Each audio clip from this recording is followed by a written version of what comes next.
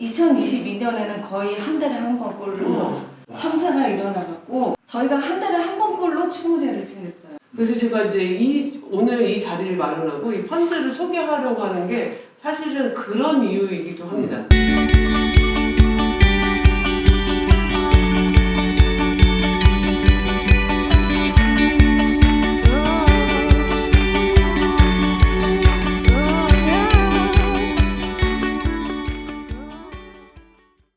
네, 안녕하세요. 네, 오늘은 저희가 특별한 손님 두 분을 모시고 이야기를 나누려고 하는데요. 무엇이냐면 한국과 미국의 발달장애인 정책에 대해서 좀 이것저것 살펴보고 비교도 해보고 뭘 더 해볼까라는 이야기를 나누려고 오늘 소중한 두 분을 모셨습니다. 먼저 저는 장애아 인권 발바닥 행동에서 활동하고 있는 김정아입니다. 반갑습니다. 네. 제 이름 전현일이고요. 저는 미국에 살고 있고 딸이 발달장애인 딸이 있어요. 2000년대 초반부터 그 국제발달장애협회라는 단체를 만들어서 한국의 발달장애에서 일하시는 분들을 미국으로 초빙해서 연수를 주관하고 해왔습니다. 안녕하세요. 저는 전국장애인 부모연대에서 문화예술특별위원회 위원장을 맡고 있는 김종욱이라고 합니다. 30 초반의 아름다운 발달장애인 청년의 엄마입니다. 그래서 제가 이제 총 3편을 이제 준비를 했는데요. 이제 오늘 첫 편의 이야기는 펀즈라는 것을 이야기를 나누려고 합니다. 근데 이제 한국 사회를 조금 이렇게 진단해보고 그 얘기를 본격적으로 하고 싶은데요. 가족 안에서 이렇게 조금 이제 자녀를 죽이고 부모가 자살하는 이런 사건들이 좀 많이 발생했거든요. 그래서 그런 일들이 한국 사회에서 왜 일어나고 한국에 지금 부모님들이 어떤 마음이길래 그런 상황이 벌어지는지에 대해서 먼저 김종욱 대표님한테 먼저 이야기를 듣고 싶어요. 근데 해마다 발달장애인 가족에 저희는 참사라고 얘기하는데 자녀를 죽이고 본인도 목숨을 끊는 일들이 계속 있었어요. 여러 건씩 있었는데 2022년에는 거의 한 달에 한 번꼴로 참사가 일어나갖고 저희가 한 달에 한 번꼴로 추모제를 지냈어요. 2023년 가을에는 한 가족, 일가족 5명이 한꺼번에 아버지가 발달장애가 있는 세 자녀를 다 죽이고 아내도 죽이고 그리고 본인 목숨을 끊는 그런 일이 있었어요. 아주 비극적인 일이 있었고 올해도 역시 또 쌍둥이였는데 한 아이를 살해한 건이 있었어요. 그 아버지도 자살. 가족에게 전부 다 돌봄이 전가되고 있다. 서비스를 찾아 나서는 것도 가족이 찾아 나서야 되고 찾아 먹어야 되고 하는 부분이 있죠. 그래서 그 미래에 대한 불확실성이 있고 국가에서 우리 자녀를 지켜주지 못한다라는 불안감이 있어서 불안감과 우울증을 안고 미안한 마음에 죄책감도 있고 그런 여러 가지 복합적인 마음이 있어서 어떤 계기가 되면 한순간에 무너지는 그 순간이 오더라고요. 그래서 제가 이제 오늘 이 자리를 마련하고 이 펀즈를 소개하려고 하는 게 사실은 그런 이유이기도 합니다. 그러니까 이제 발달장애 가족 안에서 일어난 참사의 원인을 생각해 보면 왜 이분들은 서비스를 찾지를 못했고 혹은 서비스가 주변에 있었는데도 이용하지 않고 그냥 평생 이용하지 않다가 돌아가시는 분들도 많거든요.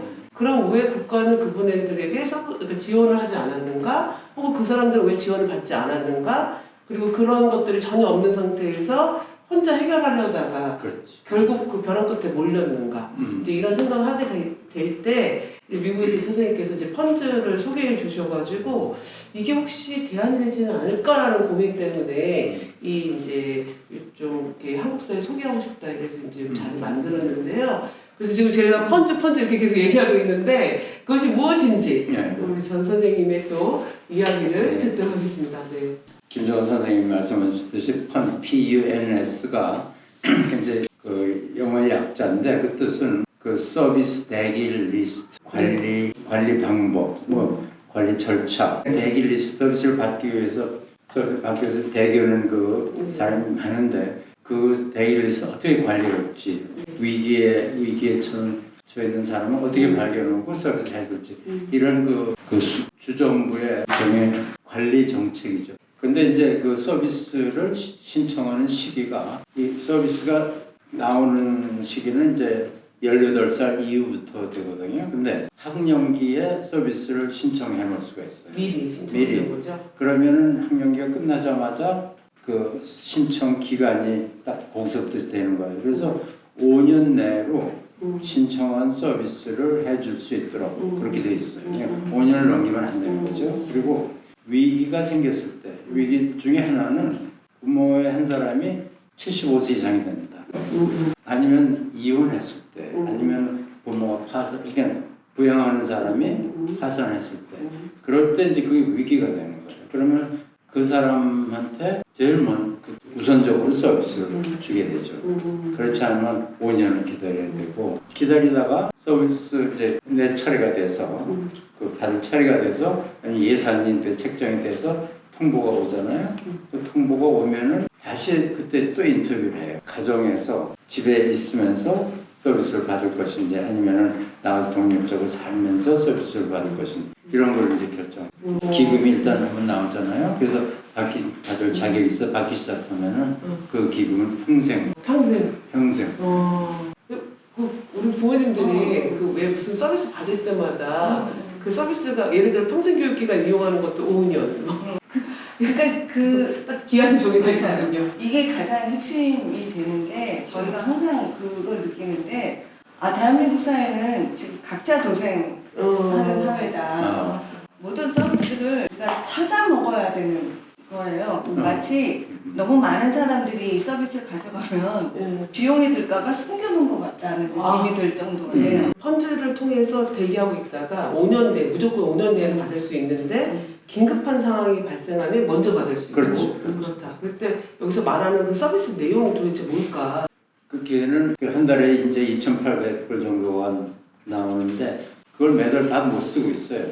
내가 받는 서비스는 예를 들어 이제 교회를 가는데 한 30분쯤 떨어진 데 교통 이동 그런 지원이 있고 요새 직장을 잊어버렸어요. 일을 하다가 그래서 직장을 구하는 그런 서비스 받고 취업할 수 없는 취업.